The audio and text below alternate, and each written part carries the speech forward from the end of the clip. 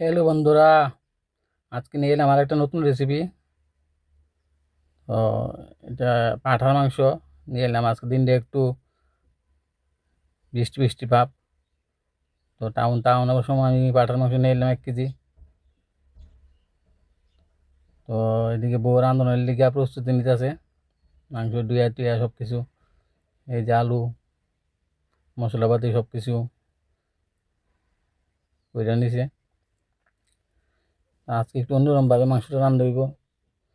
যেটা নাকি মানে আমরা কড়াইয়ের ভিতরে রান্ধতাম না, তা হান্ডি মটন নিব।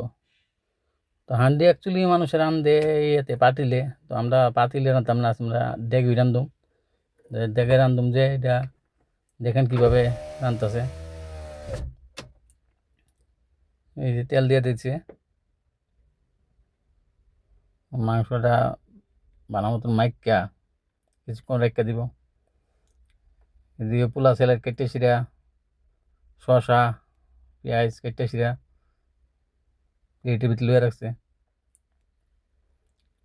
এই যে ডেগের ভিতরে মাংসটা বয়া দেওয়া হইতেছে অনেক, দেখেন কীভাবে মানে ডেকটা পুরা সিল করে দেওয়া হইব,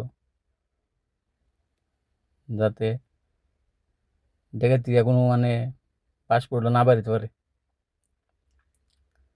এখন ডেকটা সিল করে হইব, ডেকের মুখটা পুরা সিল করে দেওয়া হইব। দেখেন সব কিছু মাইকে সেটা একদম দিয়ে দেওয়া হয়েছে। বাবা এগুতাছে দিকে কিতা করতেছে ডেকের ভিতরে। বাবার কইছি মটন মটন আনছি মটন।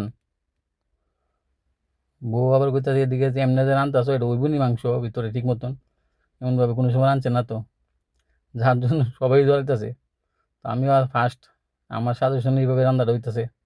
এই যে পোলাও বললাম না, পেঁয়াজ লেবু শশা কাটটা বয়ে দিছি, মানে মাংসটা হইতে দিয়ে দিব, মানে ভাত খেতে দিয়ে দিত না আর কি। মোটামুটি রাত 9টা 10টার উপর বাজে, 10টার উপর বাজে।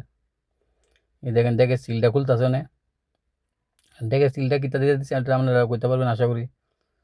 যেটা আটা আটা গুললে সেটা মুখটা সিল করা হয়েছে। এই দেখেন মাংস একদম মানে নরম হয়ে গেছে তোলার মতন। দেখেন কালারটা কত সুন্দর হয়েছে, এক লোকে সব তেল তুল দিয়ে আসে বয়া দেওয়া হয়েছে।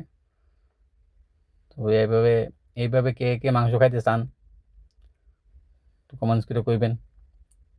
এমনভাবে মাংস খুবই স্বাদও রানলে।